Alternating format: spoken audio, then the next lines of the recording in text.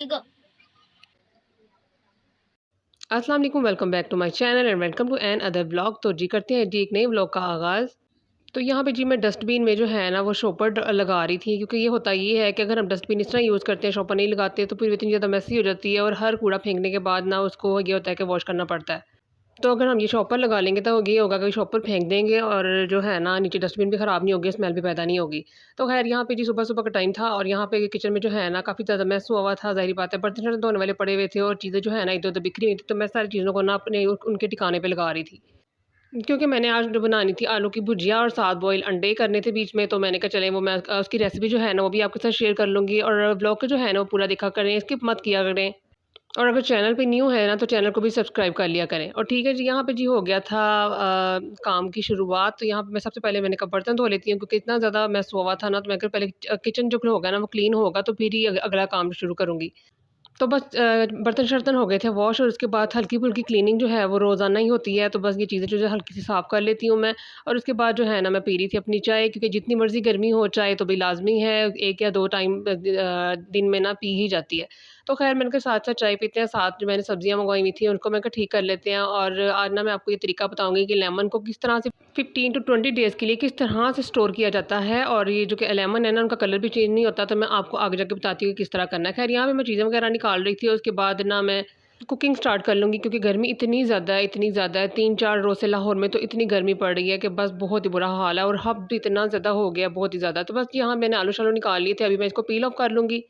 और अब मैं बताने लगी हूँ आपको कि जो लेमन है ना वो स्टोर किस तरह से करने हैं। एक आपने ले लेना है कंटेनर और उसमें एक टिश्यू पेपर बिछा लेना है, और उसके बाद जो लेमन होंगे आपके पास जितने उसमें आपने रख लेने हैं। लेमन को वॉश नहीं करना है, इस तरह से लग रखने हैं। यहाँ पे मुझे ज़्यादा लेमन लग रहे थे और कंटेनर था मेरे पास छोटा, तो मैंने कुछ लेमन निकाली थे। मैंने कहा चलिए ये आज आज के टाइम पे यूज़ हो जाएँगे और बाकी जो है ना वो स्टोर कर लूँगी। तो बस ये देखें जी, इस तरह आपने कवर करके रख लेना और ऊपर भी इसको टिश्यू से कवर करके रख देना। ये 15 से 20 दिन के लिए, इसका ना कलर चेंज होगा ना ये ख़राब होंगे, तो आप इसको फ्रिज में रख सकते हैं।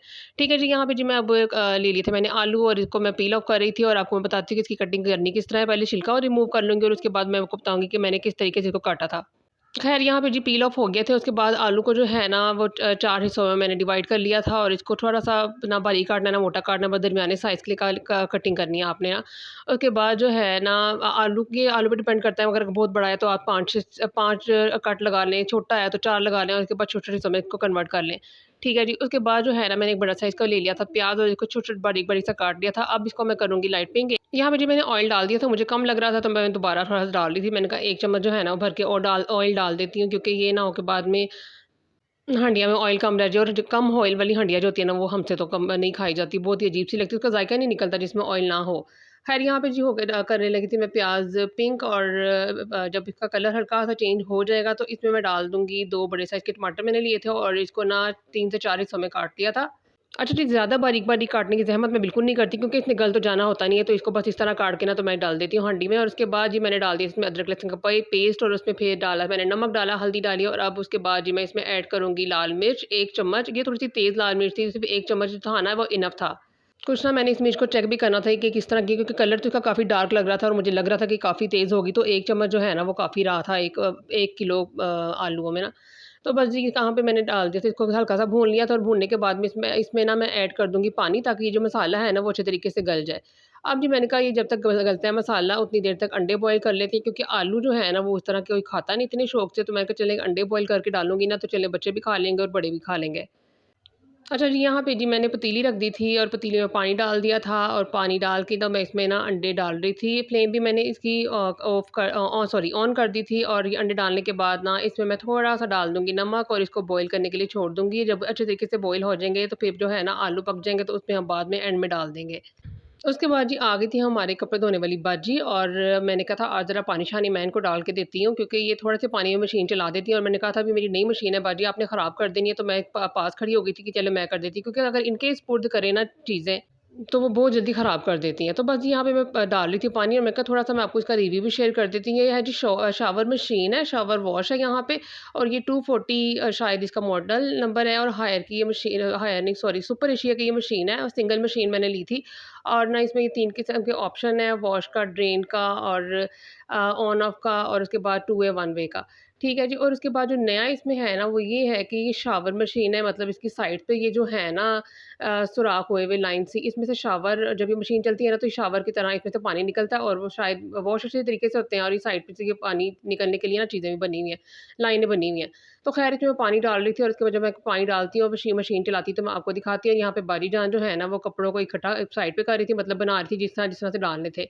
तो मैं पास खड़ी हुई थी, मैंने कहा चले मैं थोड़ा-सा आपको सर्फ़ वगैरह डाल देती हूँ, मशीन में पानी-शानी डाल देती हूँ और जब ये चलाऊँगी ना, तो आपको मैं दिखाती हूँ कि किस तरह से इसमें से शावर जो है ना वो निकलता है। अच्छा, इसमें मशीन का जो एक्सपीरियंस है ना, वो फ़िलहाल के लिए अच्छा जा रहा है। मशीन अच्छा चल जाती है और अच्छा कपड़े भी अच्छा वॉश कर रही है। और यहाँ पे जी मशीन चल गई थी और मैंने ये देखिए ज़रा साइड से पानी निकलना शुरू हो गया है। पहले मुझे लगा कि ये पता नहीं क्या चीज़ है, जब हम लोगों ने नई-नई खरीदी तो ज़ाहिर-सी बात है पहली मशीन में हमारे ऐसे नहीं था। लेकिन अब ये जो है ना, शायद इन्होंने नया कुछ जो इसमें किया है कि यहाँ पे शावर वॉश है और ये अच्छे तरीके से कपड़े वॉश कर देता है। तो ये जी 3 तरफ से पानी निकलता है, एक और एक तरफ जो है ना उसको जाली सी बनी हुई है, जो इसका सारा एक्स्ट्रा धागे-शागे या जो भी इसका गंदमंद होता है ना, तो वो उस जाली में चली जाती है और ये 3 तरफ से पानी निकलता है। तो ख़ैर जी, ये है जी मशीन का रिव्यू। और इसके बाद जो है ना, मैं आ गई थी दोबारा किचन में और यहाँ पे ना मसाला हो गया था डन और इसमें आलू मैंने काट लिए थे, धो लिए थे और अब जी मैं इसमें पतीली में डाल दूँगी। पतीली में डाल के ना इसको मैं थोड़ा-सा भून लूँगी और उसके बाद इसमें पानी ऐड करके ना तो फिर इसको गला लूँगी। वैसे तो आलू की भुजिया जो है ना, वो फटाफट से ही बन जाती है, कोई इतना टाइम नहीं लगता। बस ये है कि बाज़ आलू जो होते हैं वो फटाफट से गल जाते हैं और बाज़ को थोड़ा-सा टाइम लगता है, लेकिन फिर भी ये सब्ज़ी जो है ना जल्दी बन जाती है। ख़ैर यहाँ पे मैंने पानी-शानी डाल दिया था, गल गए थे आलू और यहाँ पे ऑलमोस्ट जो है ना रेडी हो गई थी। मैंने कहा इसमें हरा धनिया डाल देती हूँ और हरी मिर्च डाल देती हूँ और इसमें मैंने डाल दिया था जी गरम मसाला पिसा हुआ और काली मिर्च पिसी हुई डाल दी थी। और उसके बाद जो है ना अंडों के मैंने छिलके उतार लिए थे और अंडे जो है ना हल्का-सा पानी था, थोड़ा-थोड़ा सा ही, तो मैंने इसमें ना डाल दिए थे। मैं कहा चलिए दम पे लगा दूँगी और ये खुद ही खुश्क हो जाएगा। इस तरीके से अगर बनाई जाए भुजिया और साथ अंडे बॉयल किए जाएँ, तो फिर जो नहीं भी आलू खाते हैं ना, वो भी खाना शुरू कर देंगे और अच्छी बन गई थी वो आलू की भुजिया ना, सबने शौक से खा ली थी। ख़ैर यहाँ पे जी मेरा बेटा बनाने लगा है चॉकलेट चिप, ये मेरे बेटे की रेसिपी है। अब मैं आपको पहले ही कह दूँगी, आपने आज़मानी नहीं है, ट्राई बिल्कुल नहीं करनी क्योंकि ये पता नहीं क्या कर रहा था। इसने ना ये चॉकलेट वाला बिस्किट ले लिया था, इसकी चॉकलेट कर दी थी साइड पे और उसके बिस्किट्स को जो है ना वो तोड़ दिया था सारा, उसको ग्राइंड मुझसे करवा लिया था और उसमें दूध डाल के ना अब इसको मिक्स कर रहा था। तो मैंने कहा दिखाओ, मैं तुम्हें मिक्स कर देती हूँ। तो ख़ैर यहाँ मैं मिक्स कर रही थी, लेकिन इसने मुझसे पकड़ लिया, कहता नहीं मैं खुद बनाऊँगा और यहाँ पे कहता अब कॉर्नफ्लोर डलेगा। ये रेसिपी जो है ना, ये मेरे बेटे की है, ये थोड़ा-सा कह रहा था कॉर्नफ्लोर डालना है। यहाँ पे इसने कॉर्नफ्लोर डाल दिया था और पूरा किचन इस बच्चे ने इतना मेसी कर दिया था बाद में और मुझे सारा साफ़ करना पड़ा।